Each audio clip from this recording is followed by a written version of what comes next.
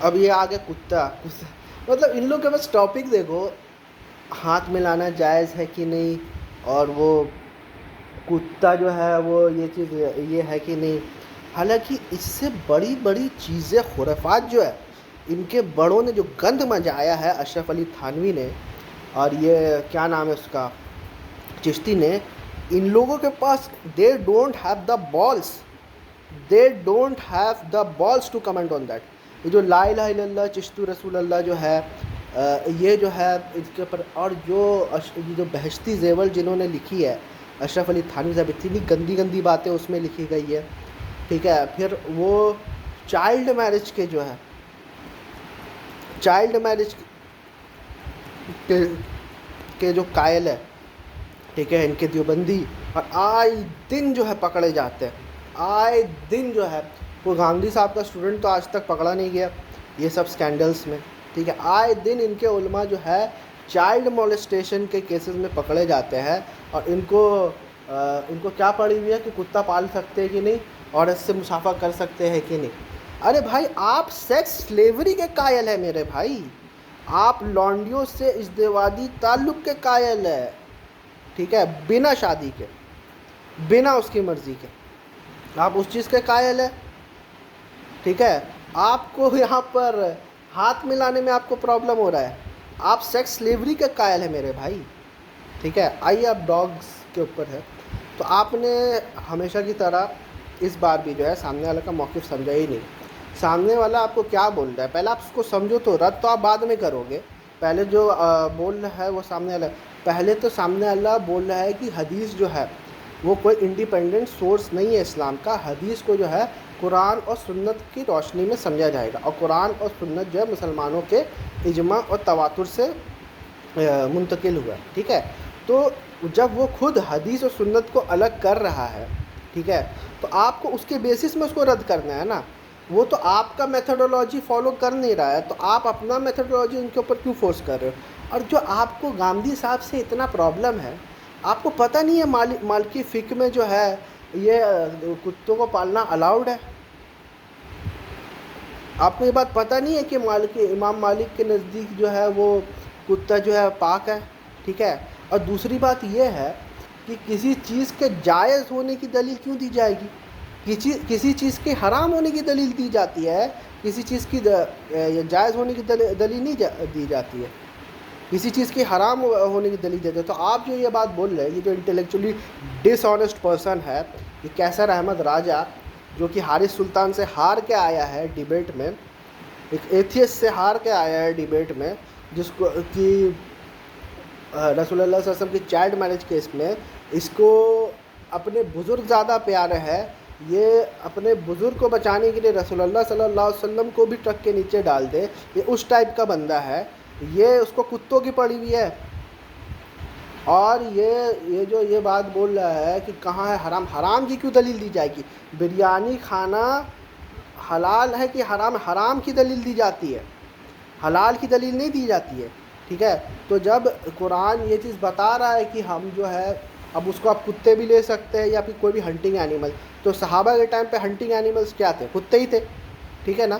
تو اگر کوئی ہنٹنگ اینیملس، اگر کینائنس جو ہے وہ آپ کا جو ہے یہ آپ کو رکھ رہا ہے، کیا بول رہے ہیں، اگر آپ کو جو ہے یہ پکڑ کے جانور پکڑ کے لا رہا ہے تو وہ آپ کے لیے حلال ہے. اس سے ثابت ہوتا ہے کہ کینائنس کو پالنا جائز ہے. پھر اصحاب کہف والے جو واقعہ تھے اس سے ثابت ہو رہا ہے کہ کتا پالا جا سکتا ہے، کتا کو یہ کیا جاتا ہے.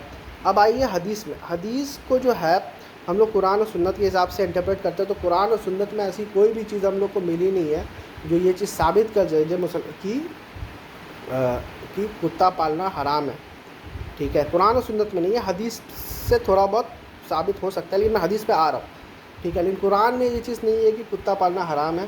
ٹھیک ہے. کوئی سنت متواترہ میں بھی یہ چیز رائج اللہ کے رسول صلی اللہ علیہ وسلم نے نہیں کیا ہے کہ یہ چیز جائز ہے. دوسری بات یہ ہے کہ یہ قرآن و سنت ہو گیا. حدیث کے اوپر آتے ہیں. ایون میں یہ چیز بھی بولا تھا کہ امام مالک کے نزدیک بھی جو ہے دو اوپینین ہے، اور یہ بہت ہی فیمس اوپینین ہے کتے پالنے کی. ٹھیک ہے. کتے کا یہ چیز جائز ہے، اور بہت سے ان کے جو مالکی فقہ ہے وہ یہ بات مانتے ہیں کہ یہ جتنی بھی جو حدیث ہے نا، جو نہیں رکھنے والی حدیث ہے، وہ منسوخ ہو گئی تھی. خیر میں ان کے دلیلوں کو ڈسکس نہیں کر رہا ہوں، میں یہ بول رہا ہوں کہ یہ کوئی متفق مسئلہ نہیں ہے، یہ آلریڈی ڈفرینس آف اوپینین اس پہ موجود ہے. آج بھی اگر آپ جو ہے ایون یوسف القرضاوی کا بھی شاید یہی موقف ہے آج بھی، لیکن آپ اگر ٹائپ کیجیے گا تو آپ کو بہت سارے ایسے علماء ملیں گے جو کتے کو پالنے کو جائز سمجھتے ہیں. ٹھیک ہے، کمنگ ٹو دا حدیث پارٹ. حدیث میں جو بھی چیز آیا ہے وہ بہت ہی آئسولیٹڈ میں آیا ہے. جیسے مثال کے طور پہ ایک جگہ پہ رسول اللہ صلی اللہ علیہ وسلم نے یہ فرما دیا ہے کہ بلیک کتے کو جہاں دیکھو مارو. تو اگر ہم اس کو جنرلی اپلائی کر لیں گے تو پھر ابھی جتنے بھی کالے کتے اس کو جا کے کیوں نہیں مارتے آپ؟ ٹھیک ہے، تو آپ بولیں علماء کا اتفاق ہے، یہ فلان ہے، لیکن حدیث تو یہ کہہ رہی ہے. اب کہاں گئے؟ تو آپ کا جب من کرتا ہے آپ حدیث کو فالو کر لیتے ہو، آپ کا جب من کرتا ہے آپ علماء کو فالو کر لیتے ہو. ہم یہ بولتے ہیں آپ قرآن و سنت کو فالو کرو. ٹھیک ہے، تو اور سب جتنے بھی حدیث ہے کہ کہ اس گھر میں جو ہے فرشتے داخل نہیں ہوگی جہاں پر کوئی پکچر ہے یا پھر کوئی ڈاگ ہے. ٹھیک ہے، تو اینجلس جو ہے وہ داخل نہیں ہوگی. اس پر خود جو ہے غامدی صاحب نے جتنی بھی حدیث ہے سب وہ جمع کر کے وہ یہ بات بتایا ہے کہ یہاں پر ان تصویروں کا ذکر ہے جو شرکیات ہے. ٹھیک ہے، اور دوسری بات کتے جو ہے وہ آپ اس کی ایک ترک میں یہ بھی آتا ہے کہ جب جبریل علیہ السلام جب رسول اللہ صلی اللہ علیہ وسلم کے پاس آئے تو انہوں نے پوچھا کہ کل آپ نے وعدہ کیا تھا تو آپ کیوں نہیں آئے؟ تو جبریل علیہ السلام نے جواب دیا کہ آپ کے جو ہے نا گھر میں کتا تھا، اس وجہ سے ہم نہیں آئے. تو پھر جب دیکھا گیا، اچھا ادھر الفاظ آپ سنیے گا کہ ایک حسن اور حسین کا جو ہے ایک پپی تھا. میرا یہ سوال ہے کہ اگر کتا پالنا ناجائز ہوتا تو پھر یہ حدیث کا الفاظ کیوں ہوتا ہے کہ حسن اور حسین کا پپی تھا؟ ٹھیک ہے، تو وہ اور اس کے بعد جو ہے رسول اللہ صلی اللہ علیہ وسلم نے پھر اس جگہ کو صاف کیا، وہاں پر گندگی تھی. تو اس سے سمجھ میں آتا ہے جو اسٹرے ڈاگس ہوتے ہیں ہو سکتا ہے کہ اس میں کوئی ریبیز ہو. ٹھیک ہے، حدیث میں وہ چیز موجود نہیں ہے، لیکن حدیث بھی جو ہے آپ سمجھیے گا حدیث جو ہے باللفظ جو ہے ہم تک منتقل نہیں ہوا ہے، حدیث بالمفہوم ہم لوگ کے اس میں منتقل ہوا ہے. تو آپ جب یہ کیا بولتے ہیں، ٹھیک ہے، تو آپ جب حدیث کو دیکھیے گا تو اس میں لفظ سے کچھ چیز کو صاف ہے. تو یہ بھی پاسبلٹی ہو سکتا ہے کہ وہ گندگی کی وجہ سے جو ہے وہ اینجلس آف مرسی نہیں آنا چاہیے. ورنہ قرآن میں تو ہے کہ اصحاب کہف کا جو واقعہ ہے کہ وہاں پر تو کتا باقاعدہ پروٹیکٹ کر رہا ہے. ٹھیک ہے، اور اس کے بعد اور ایک حدیث آتی ہے کہ ایک حدیث آتی ہے کہ کوئی بھی بندہ کتے کو باندھ کے رکھے گا تو ایک قرت جو ہے اس کے یہاں سے ثواب جو ہے وہ گھٹ جائے گی. تو ادھر پر بھی جو ہے یہاں پر ایک قرت جو ہے ثواب جو گھٹ جائے گی وہ یہ ہے کہ آپ کتے کو باندھ کے آپ نہیں رکھ سکتے. ٹھیک ہے، انلیس کہ وہ جو ہے ہنٹنگ ہو یا پھر کوئی بھی آپ کے رکھوالی کے لیے ہو. ٹھیک ہے، اس کے علاوہ جو ہے جانوروں کو باندھ کے رکھنا جو اسلام میں پسندیدہ نہیں سمجھا ہے. تو یہ وجہ بھی ہو سکتی ہے.